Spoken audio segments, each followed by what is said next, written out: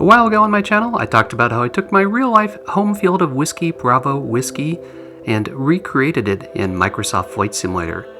The result was something I was really happy with and my viewers liked, so I shared it for free on flightsim.to so that everybody could enjoy it. The big question I got is, how did I do it? So I made a follow-up video for how to easily create airports in Microsoft Flight Simulator using the built-in scenery editor. The scenery editor is great for placing generic cookie cutter buildings, but most people wanted to know, how do you import custom Blender models like I did for my home field? So I made this follow-up video showing how to use the Blender plugin to easily import a custom Blender model that you created yourself. Many viewers had never used Blender before and just weren't sure where to start, so that's what we're going to do today. I'm going to give you a short crash course in Blender and we're going to make this building. I'll open up Blender and we'll start with an orientation. So we're using Blender version 3.3, which you need for the export plugin to work. It starts with a default cube. You can move your viewpoint around by clicking and holding the middle mouse button and dragging. If you hold the Shift key, click the middle mouse button and drag, you can pan. If you want to zoom in, just use the mouse wheel. Up on the top right-hand side is our viewport settings. So we can start with the most basic, which is wireframe. A step up is solid. A step past that is materials. We don't have any materials, so it'll be white. And past that will be rendered with lighting. So we're going to go back and set it to solid. On the right-hand side here, we are in object properties mode. There's other settings such as material properties. We'll use those later, so for now, we'll stay on object properties. To the top left-hand side is the mode. We're in object mode. We can toggle it over to edit mode. Notice the toolbar changes because you've got the editing tools in edit mode. A keyboard shortcut to toggle between the two is to press the tab key. That'll move us between edit and object mode. So we'll go back to object mode. In object mode, we can manipulate the object as a whole. So I'm going to grab it by using the G key, which is the shortcut for grab. When I do that, if I move the mouse, it will move the object all around. I'm going to hit escape to put it back to where it was. Now we'll toggle over to edit mode. And in edit mode, you can select if you're going to edit vertexes, that's the little points, edges, or faces. So if we start with vertex selected, I can click on a vertex, click G for grab, and when I grab it, it just moves that single vertex all around. If I go to edge mode and select an edge, G for grab, I can move that edge around. If I go to face mode, select a face, G for grab, I can move the entire face around. We are working in 3 dimensions, and if you get up to the upper right, you can see the axes for those dimensions. So blue is the z-axis, green is the y, and red is the x, and you can see those axes drawn right through the center here. So if I click grab for a face and just start moving it, it will move in all 3 dimensions. But if I hit grab and z, it will constrain it to the z-axis. So I can constrain any command to an axis just by typing the axis letter after the command. If I press tab to toggle into object mode, that works for object mode as well. So I press G to grab the object, press Z to constrain it to the Z-axis, and now it moves up and down on the Z-axis only. So G is for grab. What if I want to rotate it? Can you guess? It's R. So press R and you can rotate the block in any dimension. And if you want to constrain it, press R and then Z to constrain the rotation to the Z-axis. Up to this point, we've just been eyeballing it when we want to move things, but we can be precise by pressing N, which pops out the transform menu. Now we can type in the exact number we want, bump it up 1 meter in the Z-axis, rotate it 45 degrees in the X-axis. I'll take the 45 back out and put 0 back in to straighten the cube back out. We can head down to the dimensions and change the dimensions of the cube. So we can make it longer in the X-axis just by typing a number in there. So very handy when you need to be precise. Now that you've got the basics, let's get a little more advanced and manipulate the cube. So we'll go into edit mode, select the top face, press G, constrain it to the Z-axis, and pull it up. And see, we made the entire cube bigger. But maybe we don't want to just make the cube bigger, but add additional faces. So we're going to hit E for extrude, do the same thing, constrain to the Z and pull up. Now it extruded it up and we've got new faces. And we want to do that because now we can manipulate those faces. Select the next face, extrude, constrain to the y-axis, and you've got a shelf. Next face, extrude, constrain to the x-axis, and keep on going until you start making a more complex shape. Pretty cool, very easy. That took us all about 5 seconds. Now you can see how if I start changing up what I select, I can make pretty complex shapes. I can change to edge, select an edge, grab it, and move it, and I start making an angle. I could select a point, grab it, and move it, and start making some pretty interesting geometries. And alright, that's the whirlwind course of Blender, and you've got what you need to be able to make the hanger. So we're going to go back to object mode, select the object, hit X for delete, and just delete that object so we can start with a clean slate. Now we'll make ourselves a new cube. So let's go up to Add, Mesh, Cube, and that'll bring our cube back. So the first task is to figure out how to get it to the dimensions of the actual hanger we want to recreate. And over here you can see our cube is 2 meters by 2 meters by 2 meters, and we know we could just type in numbers there to make it whatever size we want. Where to get those numbers, and that answer is Google Earth. So go to Google Earth, type in your airport. I'll type in Whiskey Bravo Whiskey, the home airport that I recreated. It'll zoom down into here, and then you've got a nice satellite view. You can click on 3D and have a look at it. And that checkered hanger that's right in the middle there, that's the one that we want to create. So we'll go back to 2D mode, and what most people don't realize about Google Earth is you can measure anything you can see because there's a built-in ruler. It's right up at the top here. So click on ruler, and let's get the length of our hanger. Click on one end, click on the other end, and it's 88 meters, 88.5 meters. Let's clear that out, and we'll get the width. Click on one side, click on the other, just shy of 11 meters, 10.93 meters. So if we go back to Blender, we can just go to the Dimensions tab. We'll use the y-axis as the long axis. Type in our 89 number, which we rounded up here, and 11. All right, let's zoom out and have a look at it. All right, it looks like it's the right length and width, but definitely not the right height. So how do we get the height of the hanger? Well, if your area has photogrammetry like this one does, you can just click on the ruler,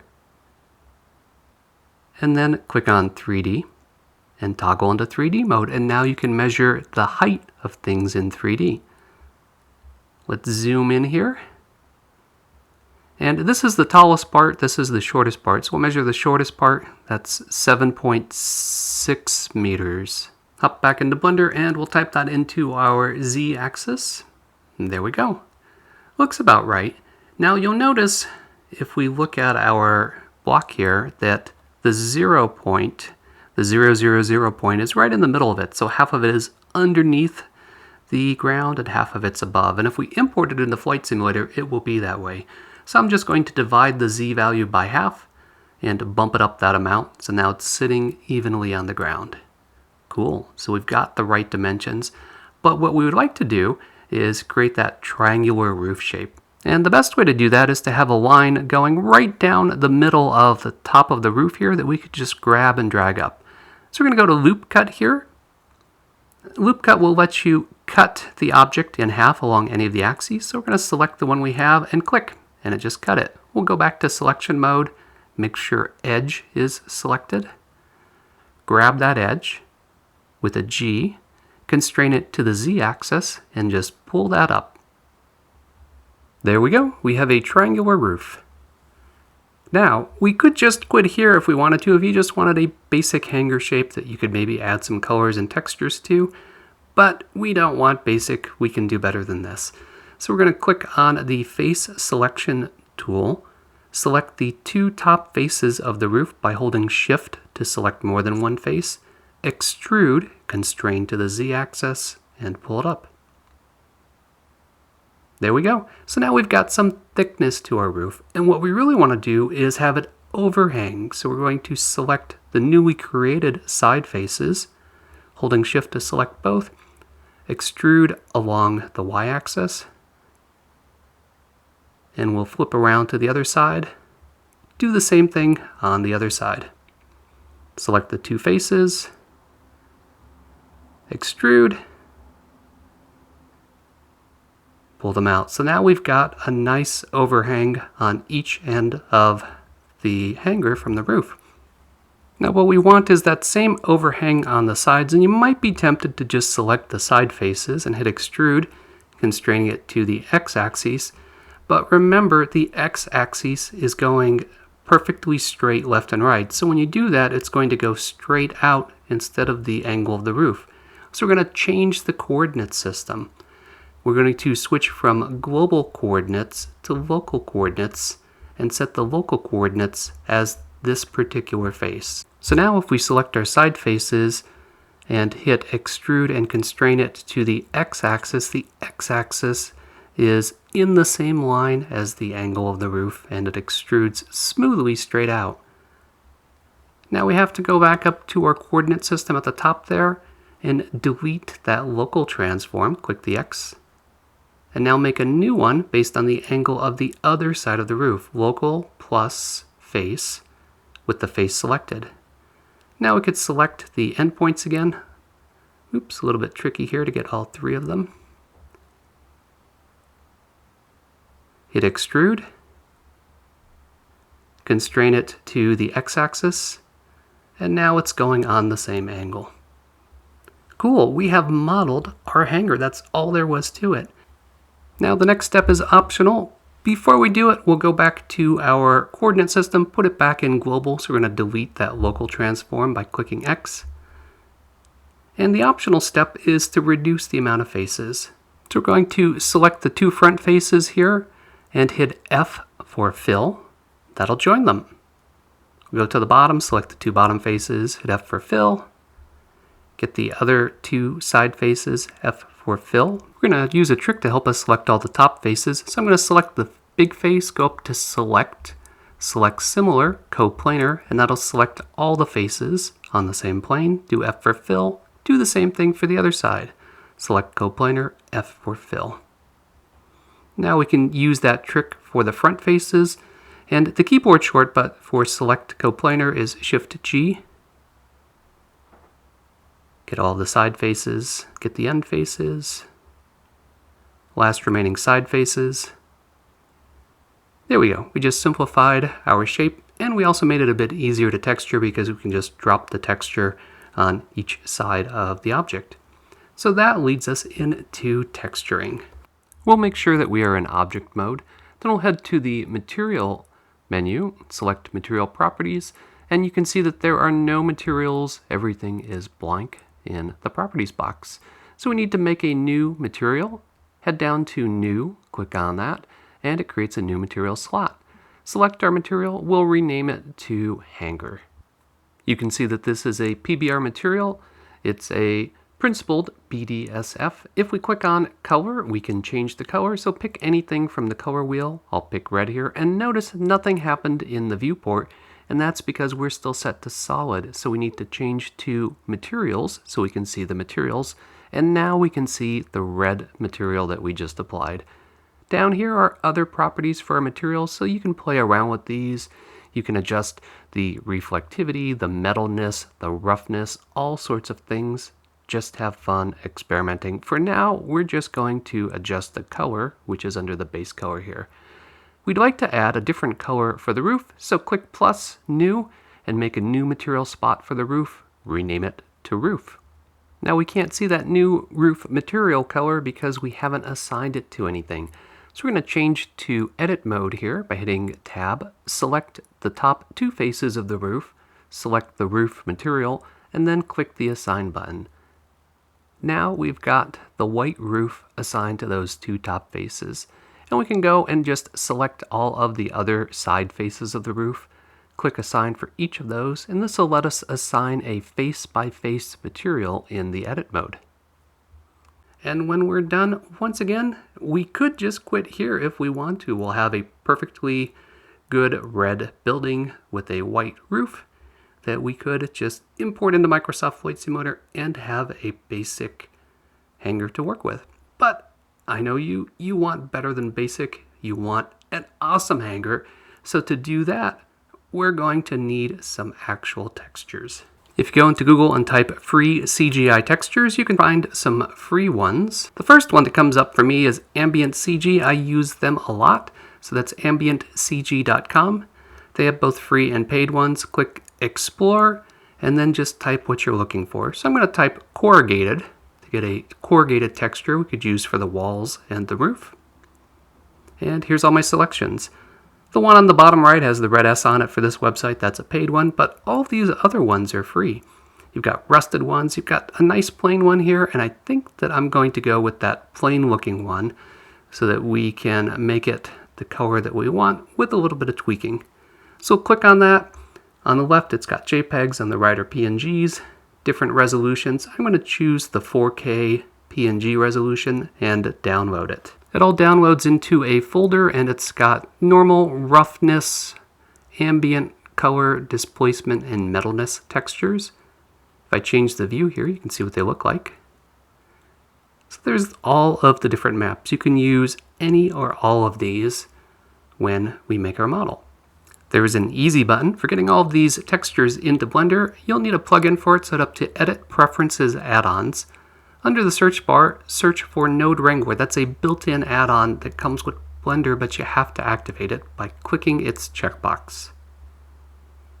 And once you do it, it's super easy, so we'll close that. To activate Node Wrangler, first we'll go up to the menu bar at the very top, select Shading. And this looks a little scary at first, but it's got the same viewport up at the top. At the bottom are nodes. So I'm not going to get into nodes too much in this tutorial, but you can see that it's got our PBR texture down here at the bottom and all of the same settings that showed up in the menu on the side of the display before. You can see the base color is there because we're editing the roof texture, and the base color is currently white. So if I press Control-Shift-T, it activates Node Wrangler. Just navigate in the pop-up to where you saved your textures, and then just choose all of the textures you want to upload. So I'm going to choose everything from ambient down to roughness, and then click Process. And it just imports them all, sets up all the nodes, and if you look at the display at the top, see how it's changed. It's added the texture. The texture is not the right size. That's what the mapping node is going to help us with in a little bit. But it's created a little node here for each of those textures that came in. The base color, the metalness texture, the roughness, the ambient occlusion, and it's mapped it all to the right connections for our texture. So now we've got to go and sort out the sizing and placement of the texture, and we're going to go to UV editing up in the top menu. Now it's zoomed in right now. Remember, use the mouse wheel to zoom out. On the left-hand side is the texture, and on the right-hand side is the object. So make sure you are on texture mode for the display viewport. Click our face and see how a little box popped up on the left-hand side. So that is the face displayed there. We're going to use UV, Smart UV Project. Click OK, just take the defaults. And now it's going to size that face to the texture, but it's still going to need some manipulation from us to get it sized and placed correctly. So on the left-hand side, if I press A, it will select my box that corresponds with the face on the roof, and as I move it around the texture, you can see the placement of the texture move on the roof. If I rotate the box, you can see the texture rotate on the roof. So this is the trick. We'll need to, using all the same commands of G for grab, R for rotate, S for scale, and constraining it along different axes, when we do each of those, resize the box to get the texture to look the way we want to. So here I'm going to press S and scale it up. You can see the spacing of the corrugate slats is changing as I scale it up. So I want to keep playing around with this until I get it to the right size.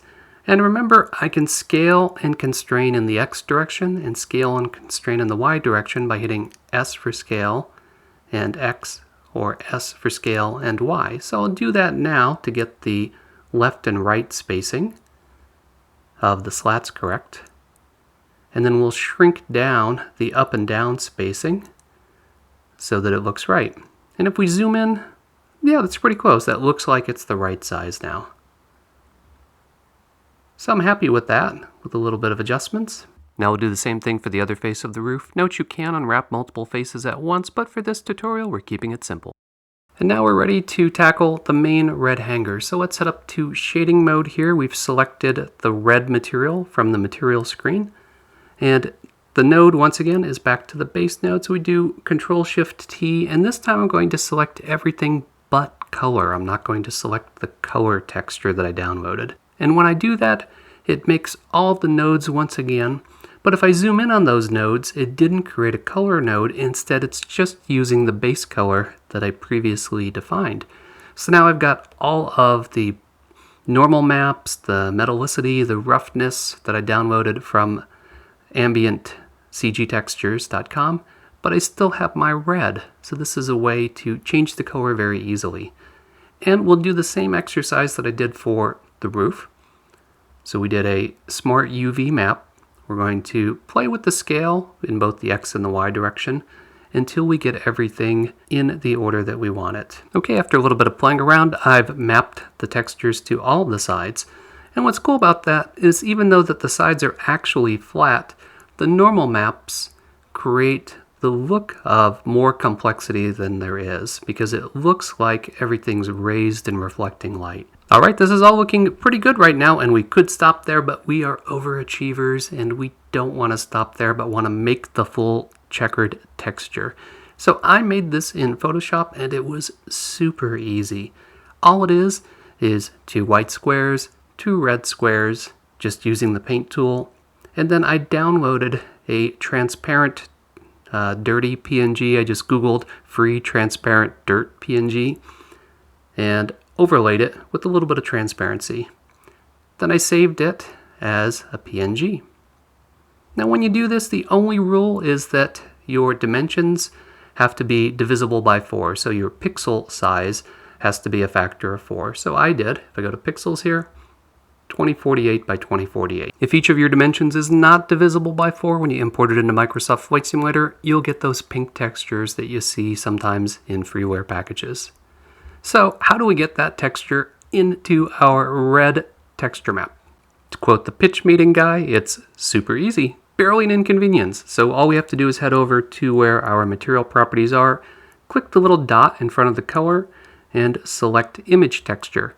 Now we lost the color because it has no texture. All we have to do is click open, navigate to that texture that we saved. I called it dirty texture. That was the dirty checkered pattern. So just select that, click open image. There it is. So we kept all of the other things from the texture map, but we replaced the color with the checkered pattern. And you could see it's not sized right, but we know how to fix that. That's very easy. We could do the same thing with the roof. Now when we go there, there's already a texture assigned. Remember, we imported the texture for the color, and you could see it's listed there, Corrugate, along with the description of that, but we can change that.